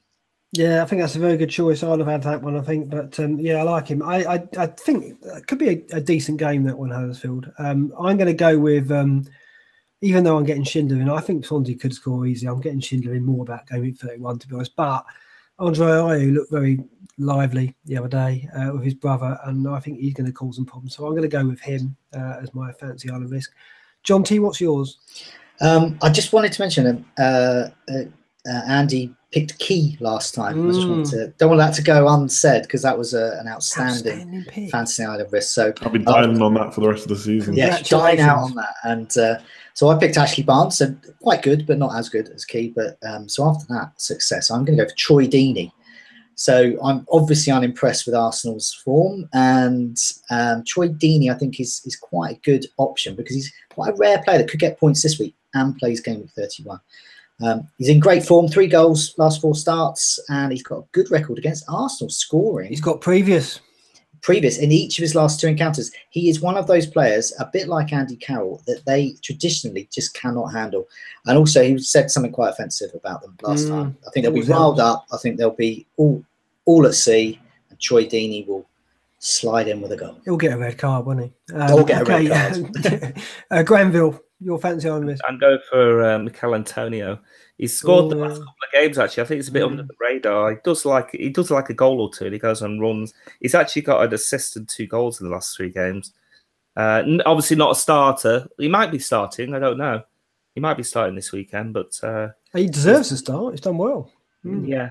So he's my good pick. Good pick, I think, Granville. Okay, let's talk about transfers and captains briefly. My transfer, I've got to make one, so it's going to be Kenny out. God, it's taken me a long time to get Kenny out. Schindler, a 4-6 is what I can afford. Schindler looks the obvious pick, so that's where I'm going to go. I will start him against Swansea, but I do think they might concede in that one. But I'm hopefully getting something out of the Palace game, maybe. And if they keep it clean, he's always in the bonus because he just wins everything in the air. So I'll go Schindler. Captain will have to be Kane, won't it? I can't not captain Kane this week, of all weeks. Hazard's tempting. You should be captaining Hazard. Come on. Maybe, but I think it's Chelsea worry me. I mean, what is going on there? It's a really weird situation. Hazard probably will get something out of the game. Barcelona How long as well, he's on the pitch for? Yeah, exactly. Is he only going to get 60, 70 minutes? I would have thought so. I can't see him playing 90. So I'll have to go Kane because I think if I don't, then he'd only punish me if I don't. So that's fair enough. That's me. Andy, what are you up to? So I think people who kept Sterling in a really tricky position right now because there's no guarantee he starts, but he also has a good fixture. So I'm half looking at taking him out for Walcott or Sigurdsson, probably Walcott, to be honest. If I decide to keep him, then I'm probably going to do Ibe, even though he's got a fixture in 31 for Van La Parra. I just don't think he's going to get his place back now with Stanislas and King there. So I think I need to make a transfer this week. I don't think my team can cope till 31. And I'm basically putting off getting Mane until 31. I'm obviously annoyed I didn't get him earlier, but so be it. And then captain, Kane, I know people were asking questions about is it crazy to captain Salah, and I don't think you can say it's crazy, but I just think if there's any week you don't captain Salah, it's away to Man United. So, Kane is an easy choice this week. Yeah, I mean, Salah could easily do it against it. I'm not convinced by the United defence. I haven't been for a long time. And De Gea, it's probably going to be a one-on-one duel with De Gea and Salah, isn't it? Az, where are you going? Well, can I just say, before I talk about my fantasy team, my actual team, because Jonty and I have been very quiet on the subject, but Brighton beating Arsenal, I mean, it was just great, wasn't it? You must be chuffed. I mean, it must be done and dusted for you, surely. It's got to be. I was going to say, going ahead of Everton. After all my abuse of Everton over the last few weeks, to go ahead of Everton in the table was also quite nice. There's just so many teams below them and so many teams that are worse. I thought you were down. Honestly, about 2 weeks ago, I thought you were down.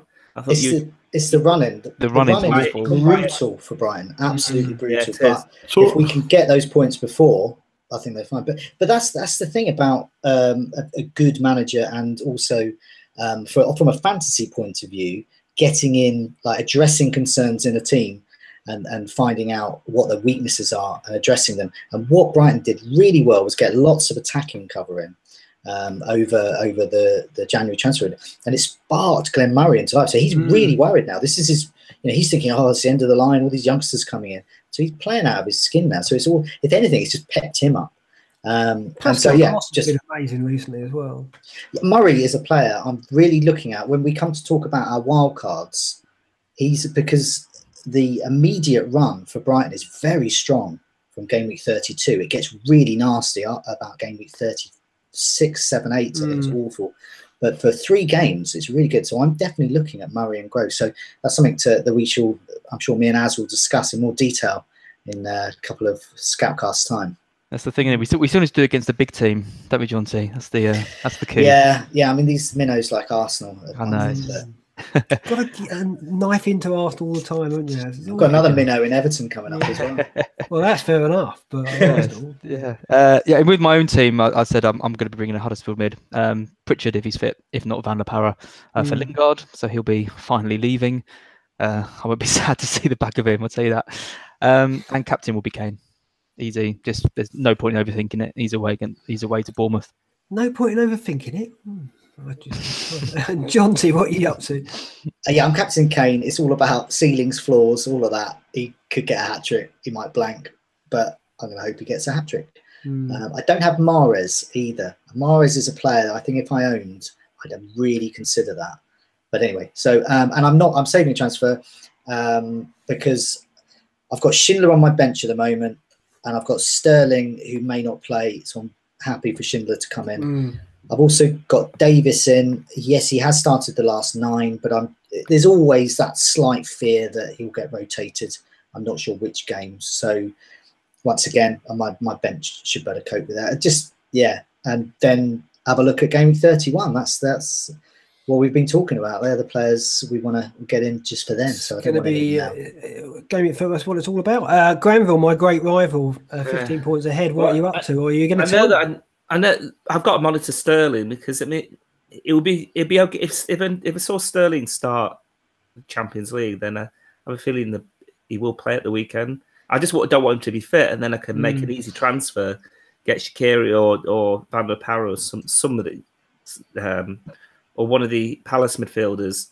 But if he is, and I'm unsure about him, I can't actually try. I've got to keep him for this game week. So I've got to look at the back 4, and I have to sell Chilwell. And I don't know, it'll be either Chilwell or my keeper. But I can't decide. There's just no... I mean, Huddersfield haven't kept a clean sheet in about 10 games. Palace don't keep... No one keeps clean sheets out of any of those teams. So who can you get? I mean, we're talking about 1 or 2 points. No, other than Liverpool, none of these teams are. You could get a Stoke player, but Stoke are playing City. So I'm really unsure. But I've got 2 transfers, so I've got to spend one of them. And so I've got 3 transfers till game week 31, which will give me 10 players. So maybe just get. I was going to say, because you've got Sterling. One of the things, I don't think we're going to know whether or not he's going to play until we see that team sheet. So it might be worthwhile getting in a game week 31 defender that you're reasonably comfortable with, and just putting them, like I've got Schindler on the bench, something like that, so that you're okay. Well, there is no one. I mean, yeah, Schindler, but have you seen this? You know, he's only scored a maximum of 2 points in the last 10 games. It's kind of pointless just looking. I think a Stoke defender is probably the best one to go for, but I don't want to get him in this week because they're playing City. Could be minus, could be minus. Yeah, it could be. Well, I probably won't. I'll probably get him in and just not play him. I don't need to play him because I've got Dawson, Otamendi, and Alonso. Yeah, I think that's a good option. I think home to Everton in 31 is probably after Liverpool. Yeah. They're the next best bet, aren't they? Yeah, but I might as well. I ought to get that defender in next week, not this week. If I'm not going to be playing him, but I need to spend this transfer, so that's probably what I will do. I'll buy Bauer and bench him. Fair enough. And your captain's going to be Kane, of course. Yeah. No question about that. So we're all agreed on that. Excellent. Thanks very much. It's going to be a fun. I'll tell you, going into Game Week 31, it's going to be a lot of fun. The Scoutcast next week discussing that. Of course, we've got an international break coming up as well, of course, to deal with. Another one of those very unwelcome. It's the last one, though, isn't it, before the end of the season? And then we've into the big chip territory. We're into double game weeks. We're going to know about those very soon as well. That's when it starts getting the real nitty-gritty. I've got to catch Granville in the meantime, 15 points. It's interesting. It's game on. And as is chasing Jonty. So rivalry is renewed on the Scoutcast. Thanks so much for joining us tonight, Andy, as Jonty and Granville. It's a good night for me. Good night. Good night for me. Good night. Good night. Good night all.